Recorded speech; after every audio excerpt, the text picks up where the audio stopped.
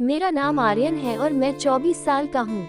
मेरी एक मुंह बोली बड़ी बहन है जिसका नाम शिवांगी है और वो 27 साल की है। मेरी बहन देखने में बहुत ही सुंदर और आकर्षक है। गांव के हर मर्द की नज़र मेरी बहन पर रहती है। मेरा घर गांव से थोड़ा दूर बना हुआ है। वहाँ से खेत का एरिया शुरू हो जाता है और आसपास चारों ओर खेत ही खेत है। हम लोग गांव से अलग अपने ही एक दुनिया में रहते हैं। सब लोगों की नज़र में मेरा परिवार एक बहुत ही अच्छा परिवार माना जाता था और मेरी बहन सबके नज़र में बहुत ही सीधी और शरीफ है, पर मैं भी उसके बारे में यही सोचता था। मगर जब मुझे हकीकत के बारे में पता चला तो मुझे यकीन ही नहीं हुआ। बाद में मुझे पता चला कि पास के गांव के एक लड़के के साथ उसका चक्कर है और मंजे से उससे अपनी चिड़िया की एक बैंड बजवाती है। मैं सोच भी नहीं सकता था कि मेरी बहन ऐसा भी काम करती होगी, इसलिए मुझे इन सब बातों पर विश्वास ही नहीं हो रहा था। लेकिन ये सब सुनकर मुझे भी कुछ हो रहा था। आखिर मैं भी जवान हो गया था। जिसे घटना के बारे में मैं आज बताने जा रहा हूँ वह आज से कई महीने पहले की है।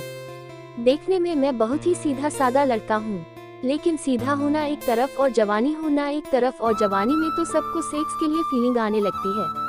इसलिए मैं भी सेक्स वीडियो देखा करता था और उसे देखकर मुझे कुछ होने लगता था।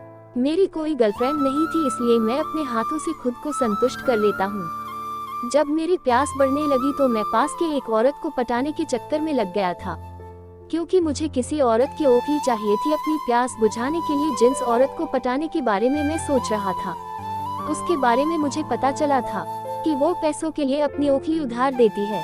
मैंने भी सोचा कि क्यों ना मुझे उसकी ओखली मिल जाए तो अंदर बाहर का खेल खेलने में मजा आ जाएगा। वो औरत रोज मेरे वहाँ से गुजरती थी। उसका खेत मेरे खेत के पास में ही था। वो अपने खेत में सरसों और कुछ सब्जियां उगाया करती थी। जब वो औरत खेत पर आती थी तो मैं कोई न कोई बहाना करके उससे बात किया करता था, मगर सीधे मुंह बोलने की हिम्मत नहीं होती थी। मेरी 2 महीने तक ये सिलसिला ऐसे ही चलता रहा। कुछ दिनों बाद मैंने भी हिम्मत करके बोल ही दिया कि भाभी आप बहुत सुंदर लगती हो। वो बोली अच्छा तो मैं क्या करूँ। मैंने कहा आपको कुछ नहीं करना, बस आप कभी कभी मुझसे बात कर लिया करो। मैंने अपना मोबाइल नंबर लिखकर दे दिया। उसने नंबर ले लिया और कुछ नहीं बोली। मैंने कहा जब दिल करे मुझे नंबर पर फोन कर लेना। वो बोली ठीक है। उसी रात उसने मुझे कॉल किया और उससे बात करते बातें होने लगी। अब हर रोज हमारी बात फोन पर होती थी, मगर अभी तक मेरी हिम्मत ये नहीं हो रही थी कि मैं उससे उसकी चिड़िया या ओखली मान सकूं ताकि मैं अपना डंडा उसमें घुसा सकूं। एक दिन वो औरत बोली कि मुझे कुछ जरूरी काम है।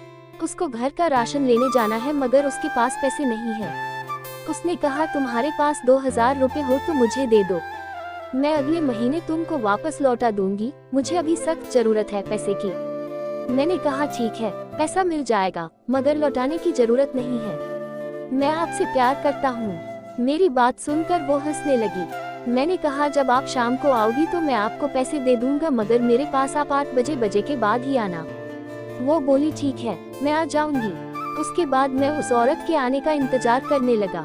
शाम के लगभग 7:30 बजे वह करीब आई और उसने साड़ी पहनी हुई थी और बहुत सुंदर लग रही थी। उसके ब्लाउज के अंदर से उसके बड़े बड़े संतरे का आकार साफ पता चल रहा था और ये सब देखकर मैं खुद को रोक नहीं पा रहा था। जैसे ही वह मेरे पास आई मैंने उसके संतरे को दबा दिया। उसके संतरे को दबाकर मैंने उसे अपनी ओर खींचा और उसको किस करने लगा। वो भी कोई विरोध नहीं कर रही थी। मुझे अंदाजा हो गया था कि उसे भी इस खेल में मजा आ रहा है। फिर मैंने उसके ब्लाउज के बटन को खोल दिया और बड़े और खड़े खड़े उसके संतरे को हाथ में लेकर दबाने लगा। मैंने उसके होठों को चूमना शुरू कर दिया। वो बोली यही खड़े खड़े ही कर दोगे क्या सब कुछ। मैंने कहा ये चादर बिछा लो और इस पर लेट जाओ। वही खेत में उसने चादर बिछा ली और उस पर लेट गई। ऐसा लग रहा था कि वह औरत भी अंदर बाहर वाले खेल के लिए अपना पूरा मन बनाकर आई हो। उसके लेटते ही मैं उसके संतरे को मुंह में लेकर चूसने लगा। पहली बार मुझे किसी महिला के संतरे को मुंह में लेने का मौका मिला था। अब मैंने उसकी साड़ी के ऊपर करके उसकी चिड़ियों पर हाथ रख दिया। मैं अपने हाथों से उसकी चिड़ियों को सहलाने लगा। अंधेरा हो चुका था, इसलिए ज्यादा कुछ दिखाई नहीं दे रहा था। मैं भी उसकी चिड़िया को ठीक से नहीं देख पा रहा था, लेकिन उस पर हाथ फिराते हुए मुझे बहुत मजा मिल रहा था। मैं उसकी ओखली को तेजी से मसलने लगा और वह कसमसाने लगी। फिर मैंने उसकी ओखली में उंगली करना शुरू कर दिया। वो अब स्वीकारने लगे। फिर मैंने एकदम से हाथ को हटाकर उसकी ओखली पर अपना मुंह ही लगा दिया और उसे चाटने लगा और मुझे बहुत मजा आ रहा था। उसकी ओखली की खुशबू में मदहोश होने लगा और जोर जोर से उसकी चिड़िया को चूसने लगा। वह भी मजे ले रही थी। उसको कोई डर नहीं लग रहा है, जबकि मुझे काफी डर लग रहा था कि ऐसे खुले में सेक्स करते हुए कोई देख न ले। मैं उसकी चिड़िया को चाय की चुस्की तरह चूस रहा था। कुछ देर ऐसा करने के बाद मैंने अपना नागराज उसकी ओखली में लगा दिया और उसे अंदर धकेलने की कोशिश करने लगा। फिर मैंने जोर से धक्का लगाया और डंडा अंदर चला गया और फिर मैं बहुत जोर जोर से अंदर बाहर करने लगा।